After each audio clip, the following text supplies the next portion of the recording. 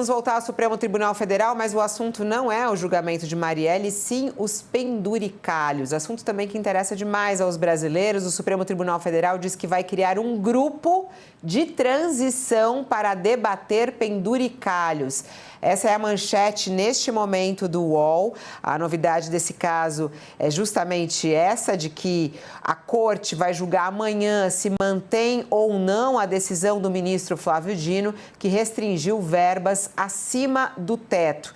A nossa manchete, que é assinada pela Carla Araújo e pelo Bruno Luiz, diz que após uma reunião com a cúpula do Congresso, agora pela manhã, o Supremo Tribunal Federal afirmou que será elaborada nos próximos dias uma proposta de regra de transição para penduricalhos. O objetivo é o respeito à Constituição e aos limites de teto constitucional, foi o que informou o Supremo Tribunal Federal em nota. Contudo, não há mais detalhes sobre o que pode mudar em relação aos penduricalhos, termo que é utilizado para se referir justamente a essas verbas indenizatórias, gratificações, auxílios, que são somados à remuneração de base dos servidores públicos e dos magistrados e que acabam extrapolando e se tornando os super salários, né, que fogem totalmente do teto constitucional. A reunião convocada pelo presidente do Supremo, o ministro Edson Fachin, ocorreu na véspera do julgamento do plenário sobre o tema, que está marcada para amanhã. Né? Está nessa pauta de amanhã se o plenário da Corte vai ou não manter a decisão de Flávio Dino, que restringiu o pagamento de adicionais ao funcionalismo público dos três poderes. Participaram do encontro lá na presidência do Supremo, pelo Supremo, né, o ministro Fachin, Alexandre de Moraes, Flávio Dino e Gilmar Mendes. Pelo Congresso, foi lá o presidente do Senado, Davi Alcolumbre, e também o presidente da Câmara, Hugo Mota. E pela PGR, o vice, que já estava lá para o julgamento também da Marielle, também teve o representante do Tribunal de Contas da União, o presidente, né, do TCU, o ministro Vital do Rego. Vamos lá, Josias, essa reunião, eles chegando, de certa maneira, a esse acordo, não sei se um acordo ou não, mas o Supremo diz que vai criar esse grupo de transição. Parece que todos estão na mesma página ou não nesse assunto. Qual deve ser a decisão do Supremo Tribunal Federal? O que significa esse grupo de transição? Isso significa que é preciso acender o sinal de alerta, porque não há transição possível para algo que é anticonstitucional.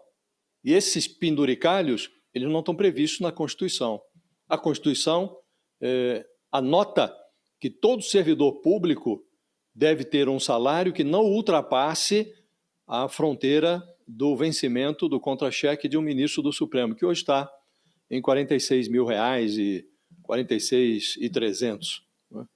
Então, esse negócio de transição, isso não orna com o interesse público, Fabíola. O mais grave desses grupos de trabalho que surgem do nada é que eles costumam tornar coletivos os vícios que são, em tese, individuais. Então, hoje temos um sem número de servidores recebendo acima do teto constitucional. Tem magistrado recebendo contra-cheques, Fabíola, e nós comentamos aqui, num determinado mês, desembargadores de estados da região norte receberam mais de R$ 1 milhão de contra-cheque. Tem magistrado recebendo mais de 200 mil, mais de 500 mil reais. Isso não pode continuar, é uma anomalia que não cabe no orçamento e não cabe também na Constituição. E o Flávio Dino deu uma decisão muito dura. Deu 60 dias para que todos os poderes, os três poderes, identifiquem essas anomalias e levem à vitrine. E falou, o que não está previsto em lei, e ele sabe que nada disso está previsto em lei, não pode continuar. E aí o Congresso que legisle, se quiser. Né? E esse assunto está pendente nos gavetões lá do Congresso há alguns anos. Já no governo Bolsonaro se discutiu a limitação dos supersalários, agora no governo Lula também se discutiu isso, lá atrás na gestão Michel Temer falou-se disso, mas nunca avança. E agora chega uma reunião de cúpula do Congresso e do Supremo e diz que vão criar um grupo de trabalho para fazer uma regra de transição, não tem transição. Está recebendo acima do teto constitucional, acabou, para de receber, como determinou, aliás, o ministro Flávio Dino. Isto vai ao plenário do Supremo.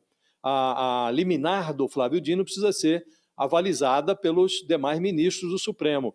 E aí, antes dessa sessão em que os demais ministros analisarão a decisão do Dino, aí vem essa notícia sobre a composição de um grupo de trabalho para elaborar uma regra de transição. Não cheira bem, Fabiola, não cheira bem, porque, como disse, não há transição possível entre o que é ilegal e o que está previsto na Constituição.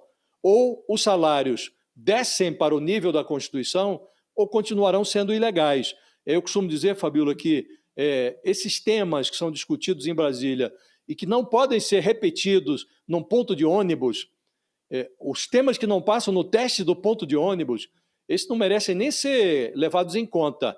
Eu quero ver um magistrado desse, que recebe R$1 milhão, 500 mil, defender o seu vencimento no ponto de ônibus. Talvez seja linchado. Então, não passa no teste do ponto de ônibus esse tipo de debate. Regra de transição não me cheira bem, Fabiola. Vamos lá, Beto. Quero te ouvir também sobre essa regra de transição, essa reunião do Supremo hoje cedo, com o Congresso Brasileiro, com o Tribunal de Contas da União, com a Procuradoria-Geral da República. Como é que você está vendo aí esses encontros e esses debates relacionados ao penduricalhos? O que é melhor para o Brasil, Beto? Essa tá fácil, Fabiola. E eu tô com o Josias, né? No Brasil, a história das transições lentas, graduais e seguras é uma forma de você procrastinar uma decisão que tem que ser tomada. Grupo de trabalho, o Josias sabe bem, em Brasília é sinônimo de procrastinar algo que tem que ser feito.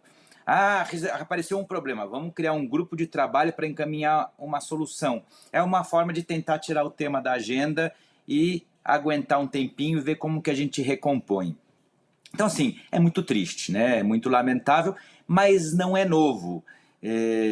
Benfazeja seja a decisão do ministro Flávio Dino, a gente sempre está em cima dos ministros, dos políticos, mas junto com a lupa em cima das emendas secretas, eu acho que é outra grande briga que o ministro Flávio Dino está comprando e gerando muitos inimigos, mas que eu acho que a gente tem que agradecer, né? Colocar um ponto final nessa excrescência constitucional seria benfazeja. Por quê? Porque o teto constitucional é claro, o teto é quanto ganha o ministro do Supremo. E eu me temo acertar que se a gente for olhar toda a magistratura brasileira, por exemplo, eu acho que só tem 11 juízes no Brasil que recebem o teto e não recebem acima do teto, que são os 11 ministros do Supremo. Porque quase todos os outros, quando a gente escuta, quase que praticamente sem exceção, todos recebem acima do teto. E isso vale para o Executivo, isso vale para o Legislativo. Escutando o presidente da Câmara, o Hugo Mota, o dia que ele queria aumentar o salário dos assessores parlamentares do Congresso, a justificativa era excelente. Dizia o Hugo Mota, que a Justiça já tem, o Senado já tem. Por que só a gente não? Por que só os assessores do parlamento não? Senão o assessor parlamentar do deputado vai ganhar menos e vai querer ir para o Senado ou para a Justiça. Então, em vez de a gente moralizar e baixar o de todo mundo, a gente sobe e abre a exceção para os nossos também.